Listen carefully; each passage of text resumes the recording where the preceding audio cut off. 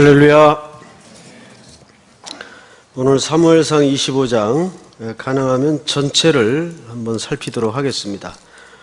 오늘 25장은 우선 24장과 무척 대조되는 성격을 갖고 있습니다. 우리 지난 시간 현장을 한번 잠깐 기억해 볼까요? 굴 속에서 어떤 일이 있었죠? 다윗이 은신해 있는 굴로 사울이 제 발로 찾아 들어와서 잠을 잤는지 용변을 봤는지 와중에 다윗은 그를 얼마든지 무방비 상태에 있는 사울을 처단할 수 있고 죽일 수 있었지만 그 마음속에 하나님이 주시는 생각이 압도되어서 생명을 살리는 쪽으로 판단을 하고 사울을 옷자락만 베고 살려주죠. 그 옷자락을 벤 사건은 왕국이 드디어 다윗에게로 넘어간다는 영적인 암시가 담겨 있었다, 이렇게 말씀을 드렸어요. 그러면서 영문도 모른 채 볼일을 끝내고 나가는 사울을 불러 세워서 다윗이 모든 정황을 밝히죠. 내가 당신을 처단할 수 있는 위치에 있었지만 그것이 하나님의 섭리가 아닌 것을 알기에 내가 멈추었습니다. 그러자 둘 사이에 아주 묘한 인정함이 이루어집니다. 이미 사울의 집은 이 나라가 다윗에게로 넘어가는 것을 서로가 인정을 해요. 그래서 24장에 보면 20절에 이렇게 되어 있습니다. 보라, 나는 네가 반드시 왕이 될 것을 알고 이스라엘 나라가 네 손에 경고에 설 것을 아노니. 이 누가 한 얘기입니까? 사울이 한 얘기입니다. 누굴 보고? 다윗을 보고. 다윗도 얼마 있지 않아서 이 나라가 내게 넘어올 것을 알고 있었고, 또 사울도 이미 자기 손에 이 나라가 떠나 있는 것을 알고 있었습니다. 근데 늘 하나님의 나라라는 것은 하나님이 주시는 것이 하나님의 나라지 인간의 힘으로 찬탈하거나 빼앗아서는 안 되는 나라입니다. 이렇게 하나님의 나라는 다윗에게로 넘어갈 때조차 정당한 과정과 방식을 통해서 다윗의 손에 넘어가도록 하나님이 계획하신 거죠. 자, 그리고 이제 우리는 오늘 25장을 맞는데 1절이 이렇게 시작이 됩니다. 사무엘이 죽음에 온 이스라엘 무리가 모여 그를 두고 슬피 울며 라마 그의 집에서 그를 장사한지라 다윗이 일어나 바란 광야로 내려갔다. 사실 독자들의 입장에서는 오히려 이 본문은 24장 끝부분에 올려붙어 있어야 문맥상 좀 어울릴 것도 같고 한데, 오늘 25장이 시작되는 첫 절에 이 사무엘의 죽음이 기록됩니다. 한 인생의 죽음은 역사의 새로운 페이지가 넘어간다는 것을 암시하고 있어요. 자, 우리 수요일마다 1장서부터 쭉 이렇게 사무엘서를 공부해 오면서 사무엘이 맡았던 시대적 역할이 무엇이었는가를 한번 생각해 볼 필요가 있어요. 사사기 말 시대였습니다. 그리고 이제 사사 시대는 끝이 나고 하나님은 이 마지막 사사인 사무엘을 역사 속에 한 여인의 슬픔을 통해 탄생시킵니다. 그리고 그 사무엘 선지자를 통해서 뭘 준비케 하시죠? 다윗의 왕국, 왕정 시대를 준비하는 거죠. 그러니까 사무엘의 역사적 위치는 굉장히 중요한 가교 역할을 맡았어요. 사사 시대에서 왕정 시대를 준비하는 유일한 인물이 사무엘입니다. 그래서 사무엘은 그 역사의 책무가 뭐냐 하면 사사 시대의 종막을 고하고, 그리고 백성들이 요구한 대로 왕정 시대를 엽니다. 근데 그 왕정 시대는 사실상 하나님이 의도하고 계획한 그림은 아니었어요. 허락한 내용입니다. 백성들의 요구에 허락한 내용이에요. 첫 왕은 실패하죠. 지금까지 쭉 살펴본 사울 왕국이었습니다. 그리고 두 번째, 그 나라는 다윗에게로 넘어가면서 견고해지도록 돼 있어요. 그러니까 사무엘의 역사 속에 맡았던 역할은 딱 여기까지입니다. 즉 다윗의 집이 견고해질 때까지 사무엘은 그 왕정 시대를 준비하는 역할을 맡은 거예요. 그런데 지금 24장에서 사울과 다윗이 무슨 대화를 주고받았죠? 사울도 심정적으로 법적으로 인정을 했어요. 이 나라는 네게 넘어갈 것이다. 나도 안다. 다윗도 이것을 받아들이고 있습니다. 양자가 확인을 하는 거예요. 그래서 사무엘은 여기까지가 그의 맡은 역할이에요. 어떠한 인생이든지 의미 없이 맞이하는 죽음은 없습니다. 하나님이 한 사람을 불러가실 때는 가장 중요한 목적이 그 사람의 시대와 사명이 끝날 때 그 사람을 불러가십니다. 그래서 그런 의미에서 자살은 구원을 받았느냐 안 받느냐 문제와는 다른 문제입니다. 그러나 그것은 엄연히 생명의 주권자인 하나님 앞에 중대한 범죄입니다. 생명은 내 것이 아니에요. 그것조차도 주님의 주권에 우리가 있는 겁니다. 자, 그렇기 때문에 연세 드신 분들이 아무리 인생살이가 힘들고 세상이 험악해도 아유 빨리 죽어야 돼 이런 말 하는 거 절대 아닙니다. 그거는 하나님 앞에 좋은 신앙을 가진 성도로서 해야 될 넋두리는 절대 아닙니다. 저희 어머니가 근데 자주 그런 말씀을 하세요. 힘들면 아유 내가 빨리 하나님 나라 가야 되는데 요즘은 제가 하도 야단을 치니까 요즘은 덜 하세요. 근데 힘들 때는 그런 말씀을 가끔 권사님이 그런 말을 자꾸 하세요. 여기 어르신들은 그런 말씀 하지 마세요. 그리고 이제 여러분들 집에 가셔서 부모님이 그런 말 하시면은 뭐라 그러세요? 아빠 엄마 그런 말 하시는 거 아니라고. 하나님이 사명이 다해야 데려가시는 거지. 그래서 사무엘은 숨을 거둡니다. 그리고 이제 드디어 다윗은 바란 광야로 일어나 내려갔다 그랬어요. 근데 이제 70인역이라는 70인역은 뭐냐면 구약까지 헬라말로 번역한 아주 중요한 그 성경입니다. 근데 그 성경에는 여기 사실 바란이라고 되어 있질 않고 오늘 주된 무대가 되는 마온 광야라고 되어 있습니다. 그러나 이것은 어느 지명이 정확히 맞는지는 학자들마다 견해가 좀 다르기 때문에 우리가 정확히 알 수가 없는데 우리는 그냥 오늘 개역개정에 이 바란 광야로 인정을 합니다. 자, 그런데 이제 여기에서 어떤 일이 벌어지는가 보십시다. 2절 마온에 한 사람이 있는데 그의 생업이 갈멜에 있고 이 갈멜은 엘리야가 기도하던 그 갈멜이 아닙니다. 비슷한 지명인데 다른 지역이에요. 갈멜에 있고 심히 부하여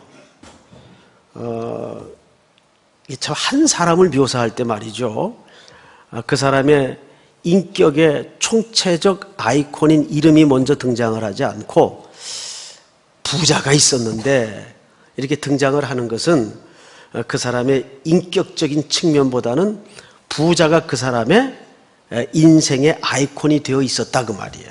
사실은 저 사람 부자야. 이게 듣기가 좋겠어요. 저 사람 참 인격자야.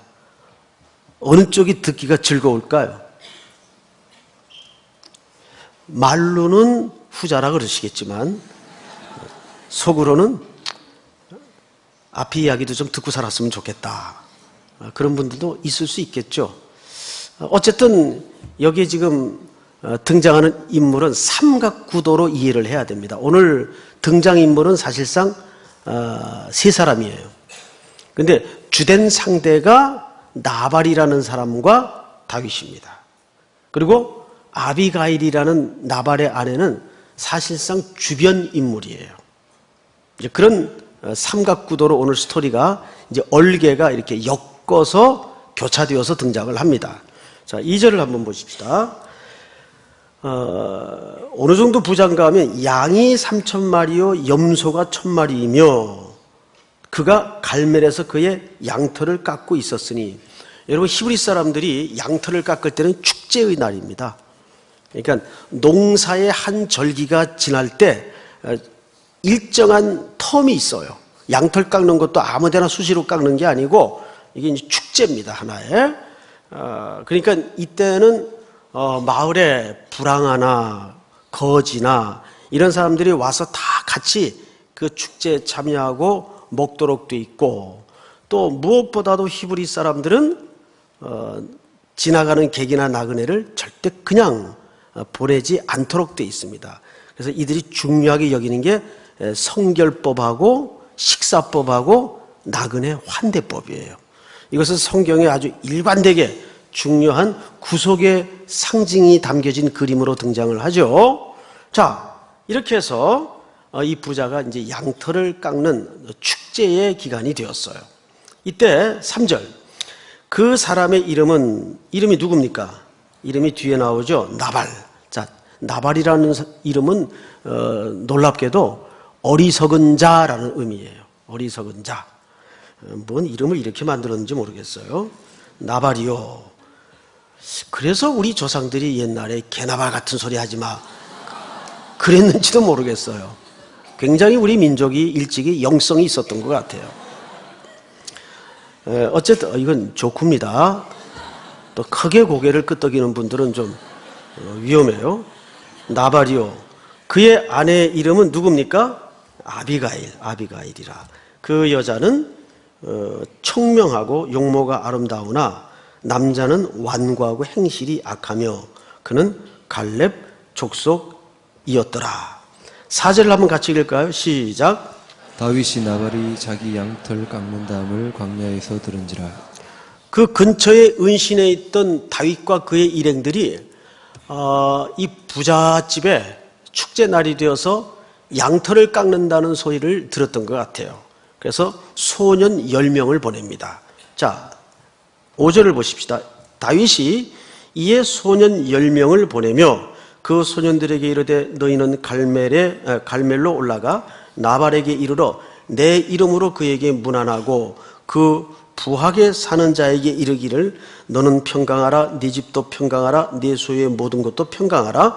네게 양털 깎는 자들이 있다함을 이제 내가 들었노라. 네 목자들이 우리와 함께 있었으나 우리가 그들을 해하지 아니하였고 그들이 갈멜에 있는 동안에 그들의 것을 하나도 잃지 아니하였나니. 8절을 같이 읽습니다. 시작. 내 소년들에게 물으면 그들이 내게 말하리라.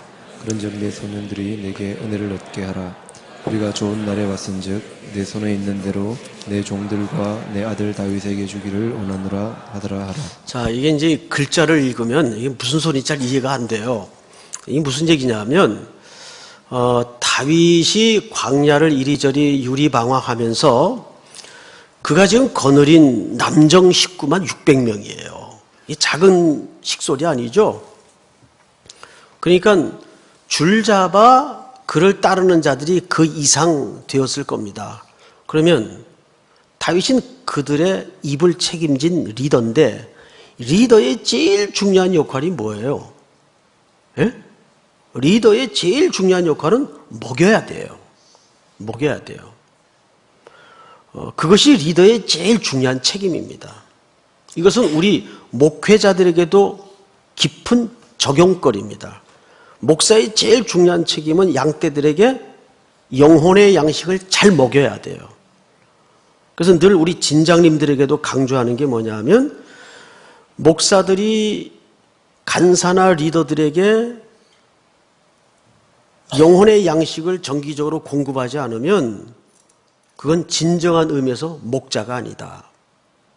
항상 목사에게는 먹을 것이 있어야 돼요. 실지 주전벌이하는 그런 먹을 게 아니고 언제든지 양떼들에게 시시때때로 적절한 양식을 공급할 수 있는 만반의 준비가 돼 있어야 돼요. 그게 목자의 책임이에요. 리더의 책임이에요. 다윗에게 가장 중요한 책임은 그 따르는 식솔들에게 배를 굶기지 않는 게 최고입니다. 여러분 웰컴 투 동막골이라는 영화 보셨죠? 거기 한 마을에 평화로운 마을에 괴뢰군이 어느 날 낙오가 되죠. 거기 며칠 섞여 살면서 신기한 걸 발견하죠. 인민군 장교가. 정재영 씨가 아마 그 인민군 장교로 나올 겁니다. 평화로운 마을을 보면서 그 촌장에게 물어요. 영감님의 영도력은 어디서 나오는 겁니까? 그래요. 그러니까 그 노인이 아주 촌철살인의 한마디를 날리죠. 뭐 별거 있습니까? 잘 먹여야죠 뭐. 딱 한마디 하죠. 잘 먹여야 돼요. 그래서 이 다윗은 자율경비대를 아마 구성을 했던 것 같아요.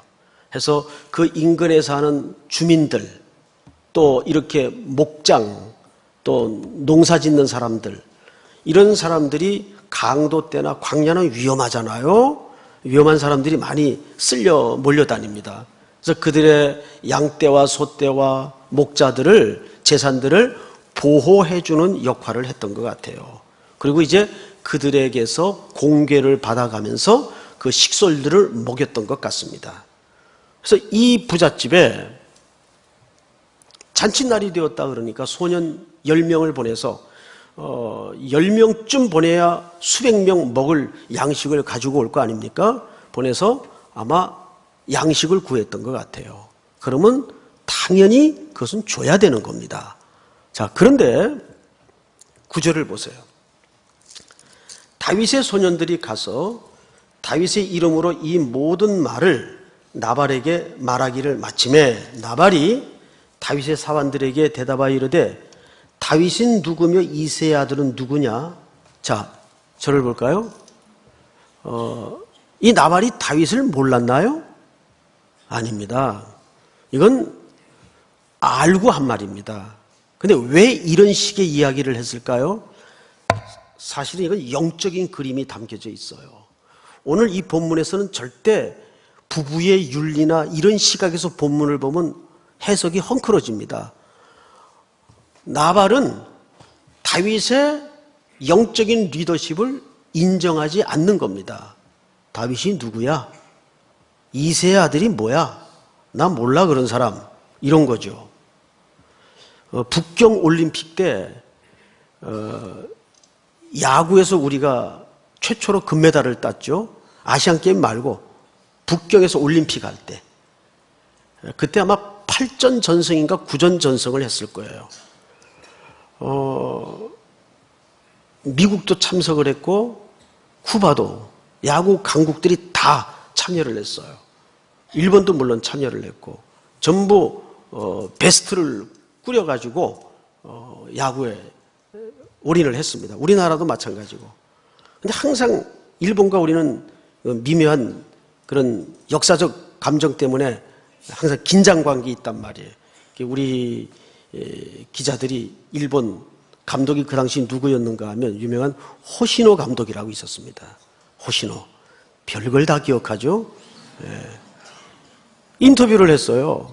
그때 일본에서 한창 요미우리인가에서 활동하던 이승엽 선수가 우리나라 대표로 출전을 했죠. 호시노 감독에게 이제 기자들이 물은 겁니다. 이번 경기에서 이승엽 선수를 어떻게 생각하십니까? 그랬더니 호시노 감독이 아주 비하하는 발언을 했습니다. 그게 한때 시끄러웠어요. 이승엽이니노 모르면이다. 그랬어요. 이승엽 선수가 누굽니까? 모릅니다. 그랬어요. 모르지 않죠. 무시하는 발언이죠. 그래가지고 우리나라한테 진 거 아니에요. 그래가지고. 네? 그런 식의 발언인 거죠. 나발이 영적으로 다윗의 왕국이 도래하고 있는 것을 지금 일절 인정하지 않는 거예요. 다윗이 누구냐? 그리고 그 아버지를 들먹거리죠. 이새의 아들이 누구냐? 그런데 이 소년들이 가서 이 나발의 반응을 곧이곧대로 다윗에게 일러 바칩니다. 자, 성경을 보세요. 11절. 아직 나발의 이야기가 끝나지 않았어요. 내가 어찌 내 떡과 물과 내 양털 깎는 자를 위하여 잡은 고기를 가져다가 어디서 왔는지도 알지 못하는 자들에게 주겠느냐 한지라. 이에 다윗의 소년들이 돌아서 자기 길로 행하여 돌아와 이 모든 말을 그에게 전하매 다윗이 자기 사람들에게 이르되 너희는 각기 칼을 차라 하니 각기 칼을 차매 다윗도 자기 칼을 차고 400명가량은 데리고 올라가고 200명은 소유물 곁에 있게 하니라. 자, 이제 앞을 보시다. 여기까지가 일단락이에요. 다윗이 뭘 선언합니까? 복수다. 전쟁이다. 자, 무장해라. 그리고 자기도 칼을 차고 400명을 데리고 200명은 이제 소유물을 지키게 하고 출정 명령을 내립니다. 자, 이게 24장의 동굴에서 만난 다윗의 모습은 어느덧 온데간데가 없어요. 그렇죠? 놀랍죠? 한 장이 채 넘어가기도 전에 다윗의 얼굴 표정이 너무도 험악하게 바뀌어 있는 모습을 우리는 성경 기자의 날카로운 배열과 비교를 통해서 금방 알아챌 수가 있어요.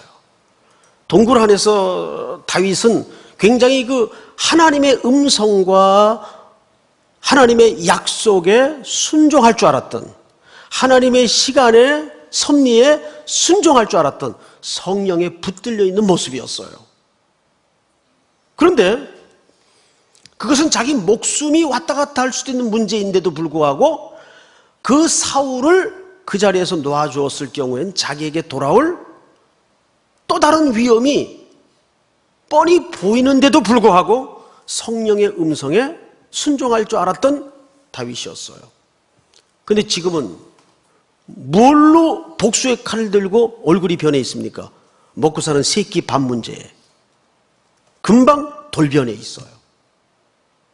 자, 이건 다른 사람입니까? 다윗 안에 두 가지 모습이 있는 겁니까? 다윗 안에 지금 두 가지 모습이 공존하는 거예요. 이게 신자의 모습이에요. 그런데 놀랍게도 신자들이 험악하고 무시무시한 시험 앞에 무너지는 것이 아니라 늘 사소해 보이고 자질구레해 보이는 새끼 밥 문제에 무너진다는 거예요. 그런데 이런 모습이 내 안에 공존해 존재하고 있다는 겁니다. 24장의 다윗의 모습은 온데간데가 없어요. 그토록 위험천만한 도망길에서도 칼빼기를, 칼쓰기를 마다했던 다윗이었어요. 그런데 소년들의 보고 앞에 칼을 뽑습니다. 처단하겠다고 전쟁을 선언하고 나섭니다. 우리 안에 항상 이게 싸워요. 늘 양자가. 여러분들의 모습은 어떻습니까? 우리가 가만히 일상을 묵상해 보면 내가 엄청난 것에 무너지는 게 아니라 항상 사소한데 나도 모르게 붕괴음을 내다가 어느 날 갑자기 와장창 무너지는 거죠. 그러니까 영적인 원리라는 것 항상 싱크홀 신드롬을 늘 염두에 두고 있어야 돼요. 요즘 그런 사고가 많이 나죠. 멀쩡히 서 있던 건물이 어느 날 갑자기 기우뚱하다가 무너지는 겁니다.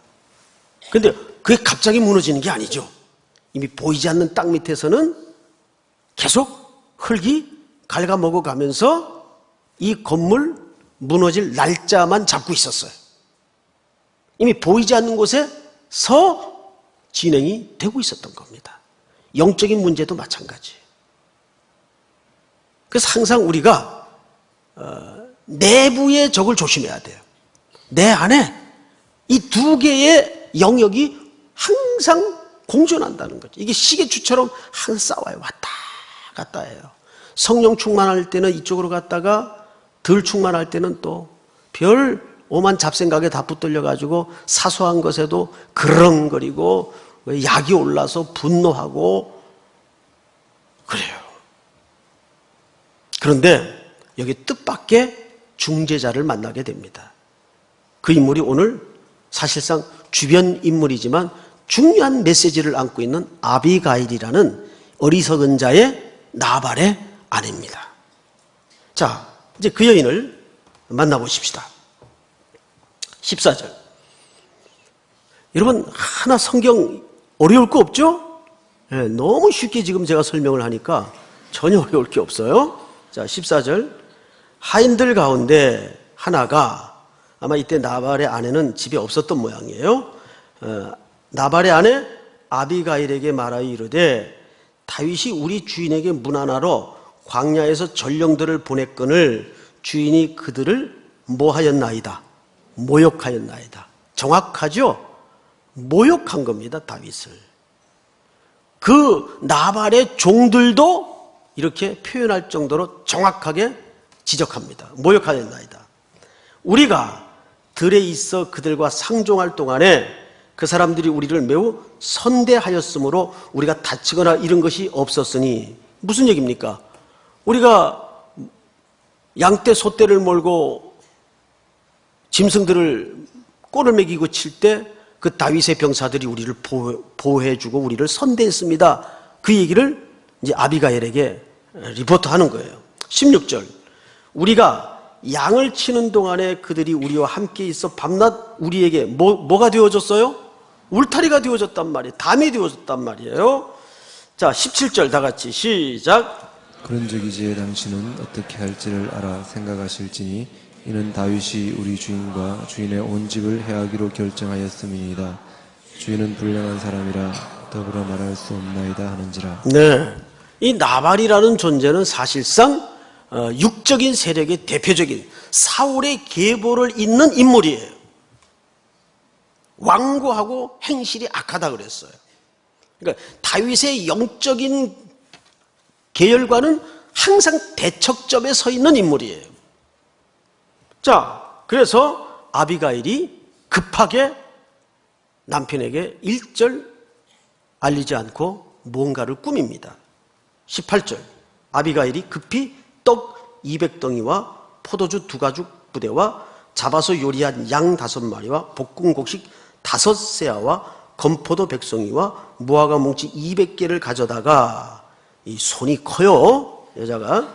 가져다가 나귀들에게 싣고 소년들에게 이르되 나를 앞서가라, 나는 너희 뒤에 가리라 하고 그의 남편 나발에게는 말하지 아니하니라. 아비가일이 나귀를 타고 산 호젓한 곳을 따라 내려가더니 다윗과 그의 사람들이 자기에게로 마주 내려오는 것을 만나니라. 21절 시작. 다윗이 이미 말하기를 내가 이자의 소유물을 광야에서 지켜 그 모든 것을 하나도 손실이 없게 한 것이 진실로 허사라. 그가 악으로 나의 선을 갚는도다. 네, 아직도 다윗의 마음속에는 그 육체적인 격한 복수심과 분노가 사그러들질 않고 있어요. 그러니까 지금 보세요. 이 그림을 잘 보세요. 지금 나발을 향해서 복수하기 위해서 격정을 품고 다윗은 지금 산길을 가는 겁니다. 산길을 만나는데 여기서 지금 중간에 누구를 만나냐 하면 이 여인을 만나게 돼요. 자, 어떻게 만나는 걸 한번 보십시다. 22절. 내가 그에게 속한 모든 남자 가운데, 여기 남자라는 말로 의역을 했는데 사실상 원문에 보면 마슈틴 바키르 이렇게 돼 있어요. 이게 무슨 뜻인가 하면 벽에다 오줌 누는 놈들은 내가 살려두지 않겠다, 이 뜻입니다. 벽에다 오줌 누는 놈들이 누굽니까? 그걸 이제 여기 남자라고 번역을 했어요. 원래 그게 조금 속어입니다. 속어. 히브리 말에. 그런데 이제 우리 한글 말에는 점잖게 번역을 한 거예요. 자, 22절. 내가 그에게 속한 모든 벽에다 오줌 누는 사람은 이렇게 된 겁니다, 이제. 모든 남자 가운데 한 사람이라도 아침까지 남겨두면 하나님은 다윗에게 벌을 내리시고 또 내리시기를 원하노라 하였더라. 자기의 복수를 여호와의 이름으로 지금 하려고 혈기 살기 등등해서 지금 점점 나발을 향해 가고 있어요. 이때 23절, 아비가일이 다윗을 보고 급히 나귀에서 내려 다윗의 앞에 엎드려 그의 얼굴을 땅에 대니라. 24절 시작. 그가 다윗의 발에 엎드려 이르되 내 주여 원하건대 이 죄악을 나 곧 내게로 돌리시고 여종에게 주의 귀에 이 여종의 말을 들으소서. 자, 여러분, 아비가일이 땅에서 내려 엎드리죠. 그리고 다윗을 향해서 뭐라고 그러고 고백합니까? 내 주여, 내 말을 들으소서. 다윗을 향해서 내 주로 고백합니다. 여기에서 이제 이 아비가일은 계시적 발언을 굉장히 많이 해요. 그리고 이제 23절서부터 무려 31절까지 다윗을 향해서 내 주여, 내 주여, 내 주여가 매우 문장이 어색할 정도로 20번이나 넘게 발언을 합니다.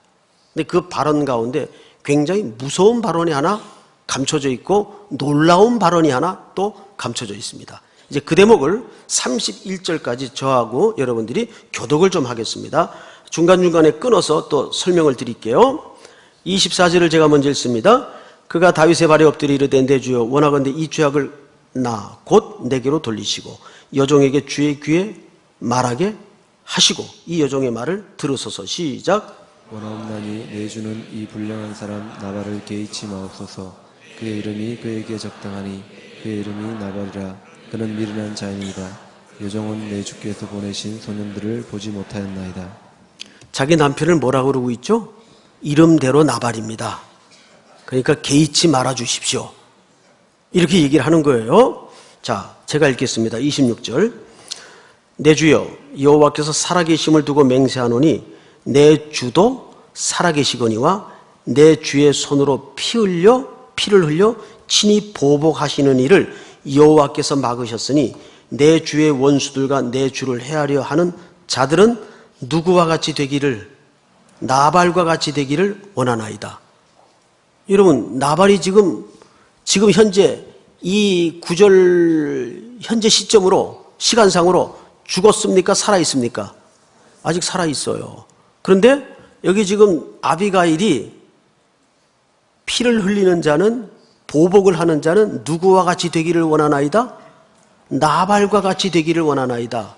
뭔가 이것이 계시적 발언입니다. 그래서 친히 당신이 칼에다 피를 묻히는 일을 삼가하십시오. 이렇게 됩니다. 자, 제가 27절. 여종이 내 주께 가져온 이 예물을 내 주를 따르는 이 소년들에게 주게 하시고 주의 여종의 허물을 용서하여 주옵소서. 여호와께서 반드시 내 주를 위하여 든든한 집을 세우리니 이는 내 주께서 여호와의 싸움을 싸우시며 내 주의 일생에 내 주에게서 악한 일을 찾을 수 없음이니이다. 자, 여기 잘 보시면 누구의 집을 세워달라 그러죠? 내 주를 위하여 든든한 집을 세우시리니. 이거 누구의 집입니까? 다윗의 집입니다. 그러니까 나발은 여기서 사실상 신앙 고백을 하고 있는 거예요.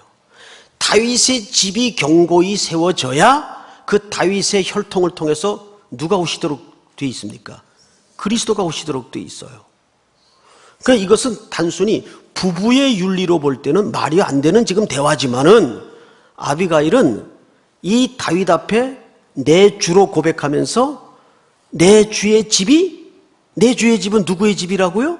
다윗의 집이에요. 그럼 다윗의 집은 곧 그리스도의 도래할 나라를 얘기합니다. 내 주의 집이 내 주를 위하여 든든한 집을 세우시리니 이는 내 주께서 여호와의 싸움을 싸우시며 내 주의 일생에 내 주에게서 악한 일을 찾을 수 없음이니이다. 절대 당신이 이 보복으로 칼에 피를 묻혀서는 안 됩니다. 이제 당신은 다윗의 집을 세워야 될 사람입니다.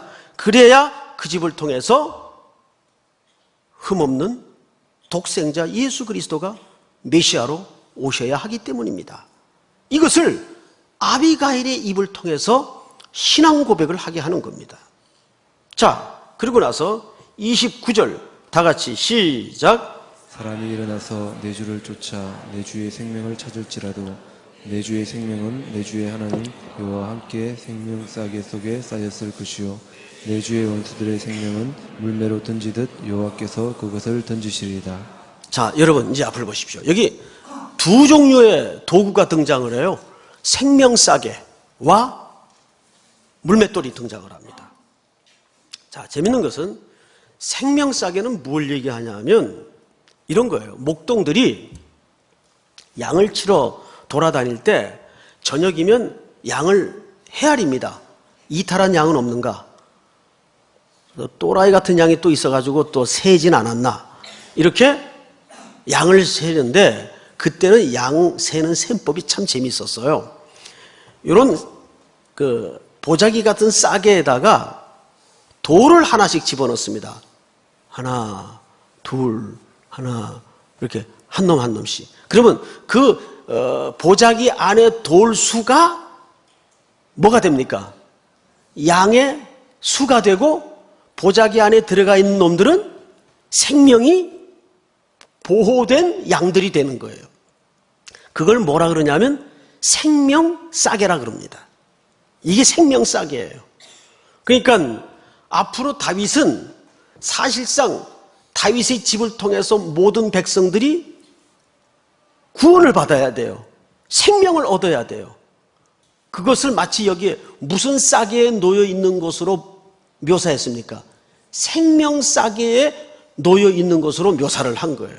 우리 모두가 하나님에 의해서 카운트된 존재입니다. 믿습니까? 우리가 하나님의 생명 보자기에 카운트된 존재란 말이에요. 그럼 물맷돌은 보자기에 담겨져 있어야 돼요? 나가야 돼요? 물맷돌은 밖으로 나가야 돼요. 생명돌은 보자기 안으로 들어와야 되고 반대 개념이죠. 물맷돌이 밖으로 나갈 때는 어디를 향해서 나가도록 돼 있을까요? 원수의 세력을 향해서 나가도록 돼 있는 거예요. 믿습니까? 그래서 오늘 이 아비가일이 그 얘기를 사실 하는 겁니다. 그러니까 이 아비가일의 대화와 고백 속에는 굉장한 신학과 신앙과 예언적 성격이 담겨져 있는 겁니다.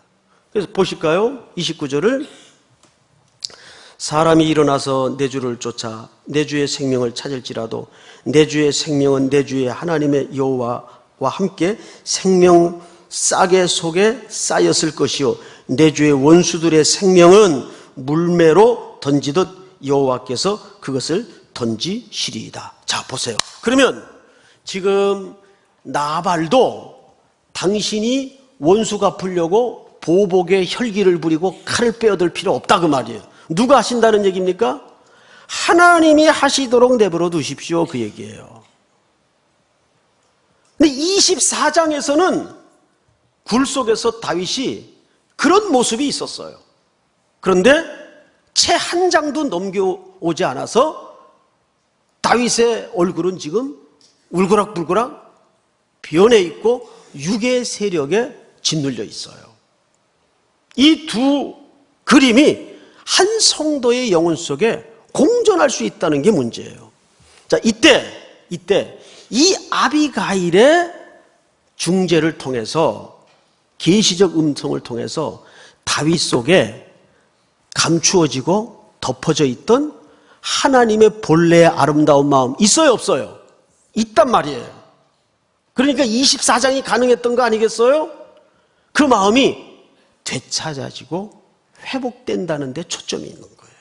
누구를 만남으로? 아비가일을 만남으로. 할렐루야. 그러니까 이 아비가일은 뭘까? 제가 이제 준비를 하다가 누구 책을 읽게 되었는가 하면 유진 피터슨이라는 분의 책을 읽게 되었어요. 유진 피터슨이라는 분이 이 대목에서 아주 재밌는 인사이트로 설명을 해놨더라고요. 아비가일은 제가 서두에 뭐라 그랬습니까? 메인 스토리의 주제가 아닙니다. 주변 인물이에요. 그렇죠?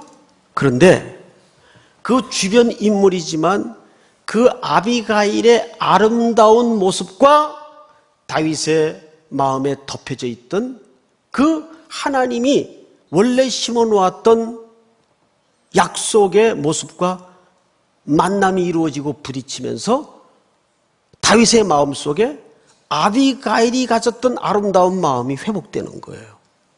그 만남을 통해서. 그러면 유진 피터슨이 하는 얘기는 이거예요.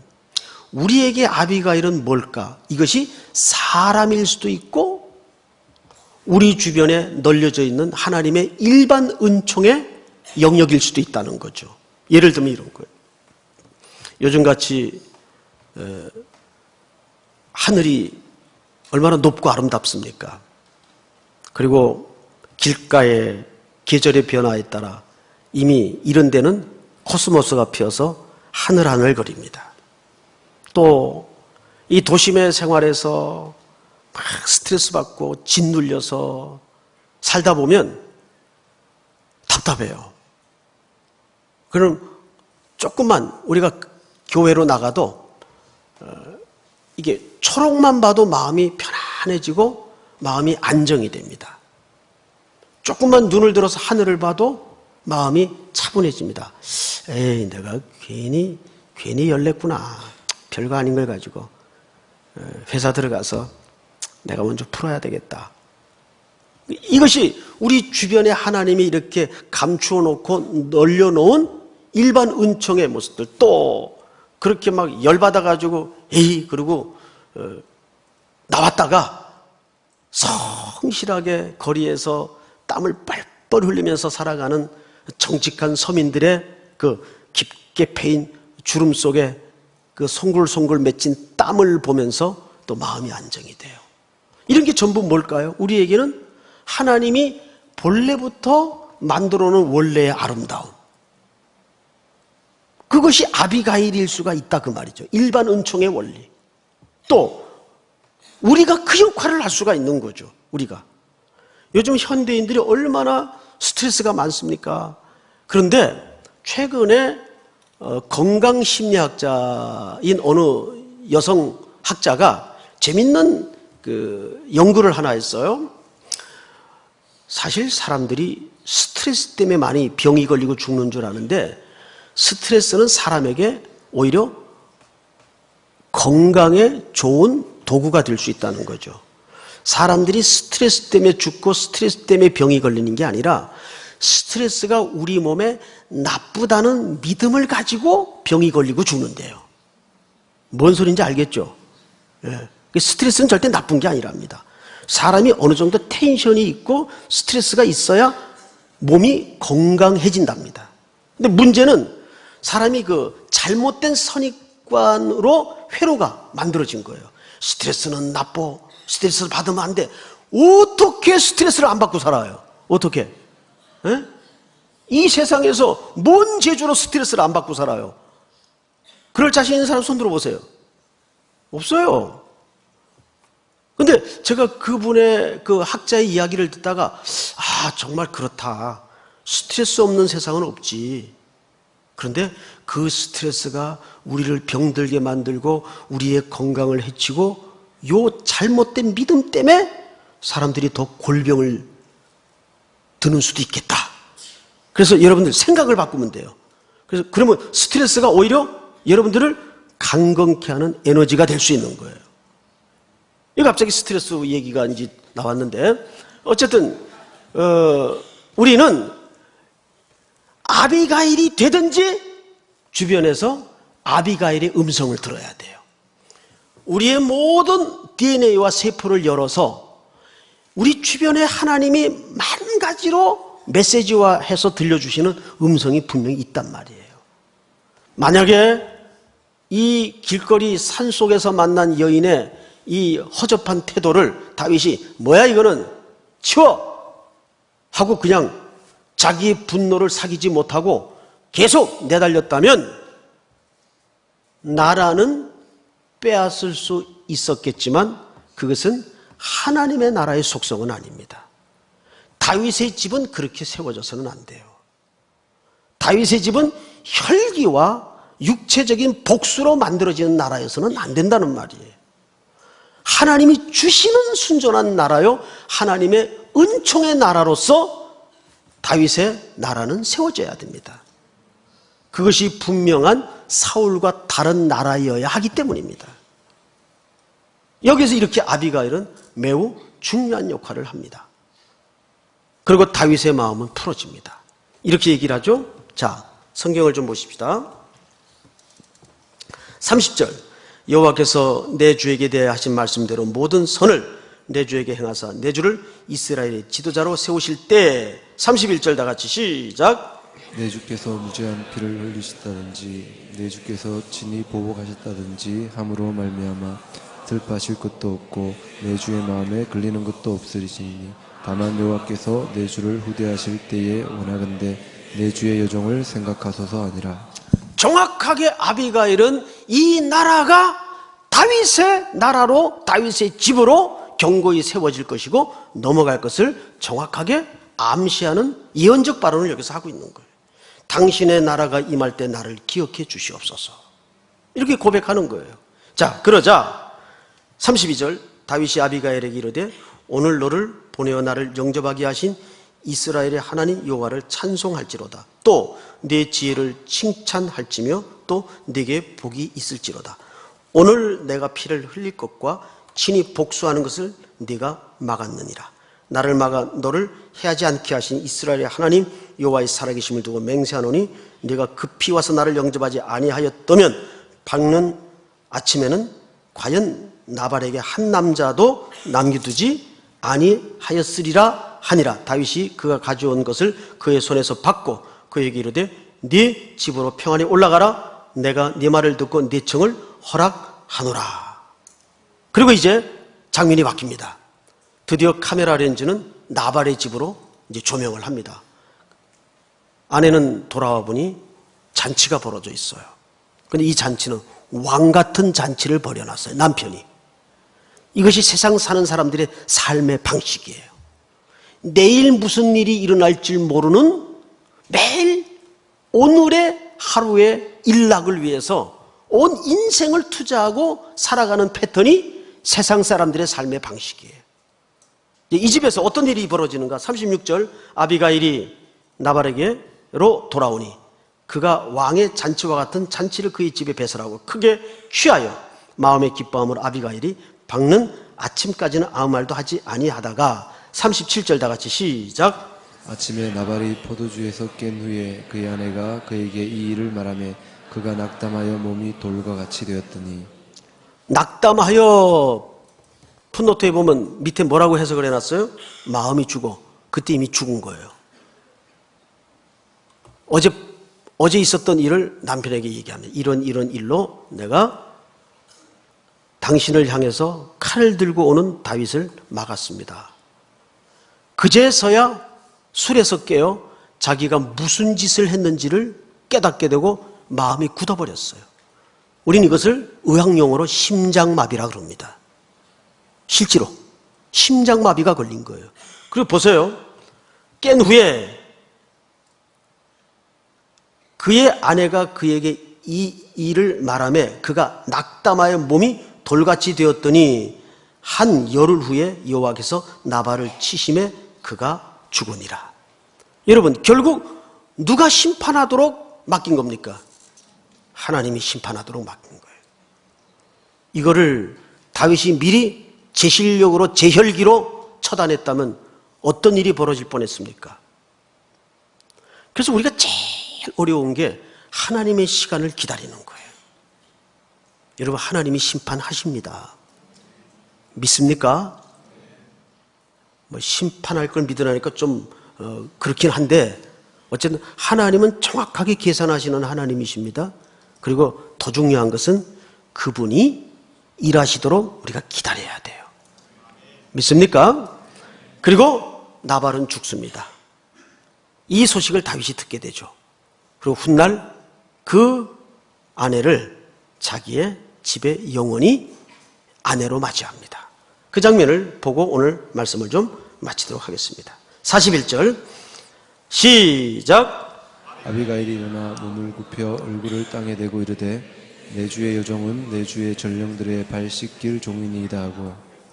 아비가일이 급히 일어나서 나귀를 타고 그를 뒤따르는 처녀 5과 함께 다윗의 전령들을 따라가서 다윗의 아내가 되니라.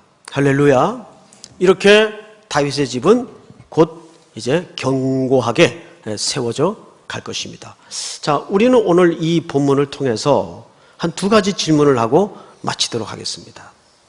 오늘 이 본문 쭉 흐름 속에서 하나님은 어떤 하나님이십니까? 하나님은 다윗의 집을 하나님이 주시는 거예요. 그 다윗의 집에 다윗을 온전하게 앉히기까지 하나님은 여러 가지를 검증해 가십니다. 근데 이 속에서 하마터면 오늘 아비가일이 아니었더라면 다윗은 큰 낭패를 볼 뻔했어요. 그래서 마치 이런 것 같아요. 아비가일은 오늘날 우리 속에 영원히 내주하시는 성령님의 역할을 맡았던 것 같아요. 항상 성령님이 우리 속에 살아나셔서 충만하셔서 나에게 귀로 일반 은총으로 자꾸 메시지를 들려주시는 거예요. 너 그러면 안 된다. 하나님 말씀에 순종해야 된다. 이게 누가 들려주시는 음성일까요? 내 안에 이미 내가 예수 그리스도를 주로 고백할 때 내주하시기 시작하신 그 영원히 내주하시는 성령님이 계속 아비가일처럼 나에게 다스려 주시고 통치하시고 들려주시는 겁니다. 오늘도 그 음성에 우리가 민감히 온 세포를 열어 순종할 수 있도록 은혜를 주시고 나도 아비가일 같은 인생이 되게 하시고 내 주변에 아비가일처럼 들려지는 메시지에 귀 기울일 수 있는 은혜를 주시옵소서. 간절히 기도하는 은혜가 있기를 축복합니다. 우리 다 일어나십시다. 아름다우신 우리 찬양하십시다.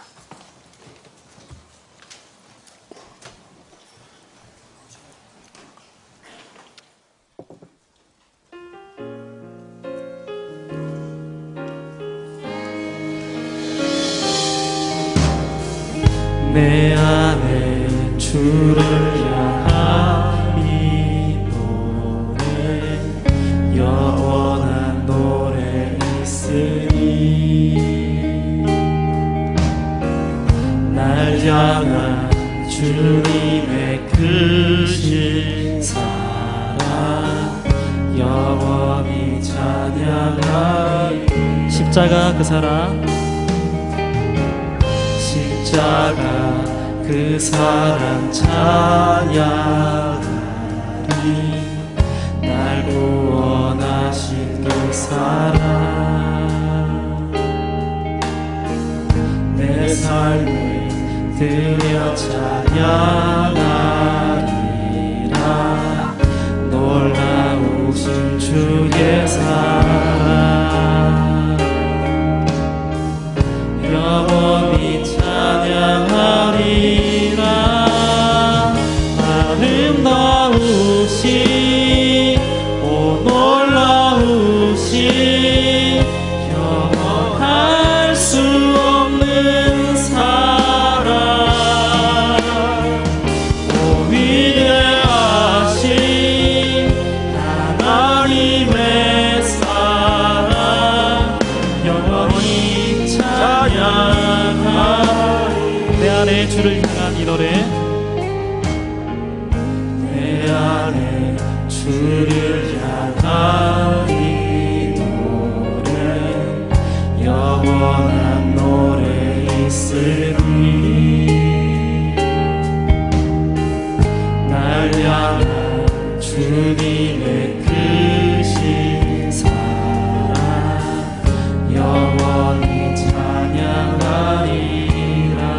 십자가 그 사랑 십자가 그 사랑 찬양하리. 날 구원하신 그 사랑 내 삶을 드려 찬양하리라. 놀라우신 주의 사랑 영원히 찬양하리라. 아름다우신 오 놀라우신 영원할 수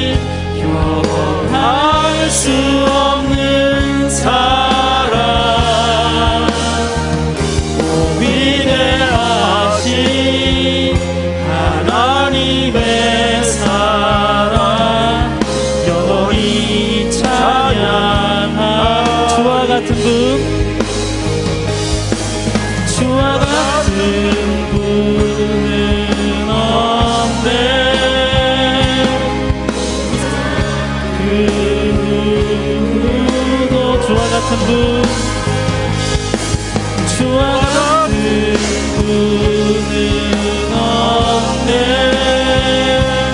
누구도 주와 같은 분 없네. 주와 같은 분은 없네. 이 세상 그 누구도 주와 같은 분은 없네. 누구도 바꿀 수 없네. 아름다우신 오 놀라우신 현할 수 없는 사랑 오 위대하신 하나님의 사랑 영원히 찬양. 아름다우신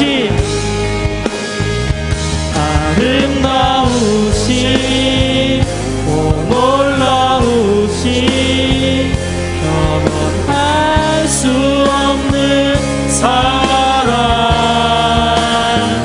오 위대하신 하나님의 사랑 영원히 찬양. 영원히 찬양하리. 영원히 찬양하리. 우리 서신 채로 한번 기도합시다.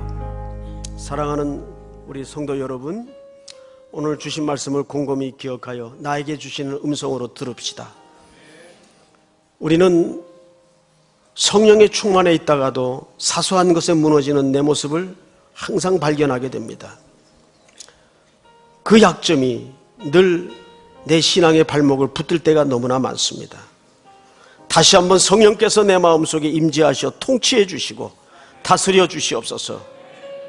모든 시간을 방법을 주께 맡길 수 있는 순종을 허락해 주시옵소서. 우리 삼일교회가 다시 한번 하나님의 손길에 붙들려 이 시대 앞에 겸손히 쓰임받도록 은혜를 주시옵소서. 이 시대의 아픔을 끌어안고 시대의 고통을 끌어안고 외면치 않는 교회가 될 수 있도록 함께해 주시옵소서. 우리 주여 부른 다음에 소리내어 통성으로 기도합니다. 주여. 하나님 은혜를 진심으로 감사합니다.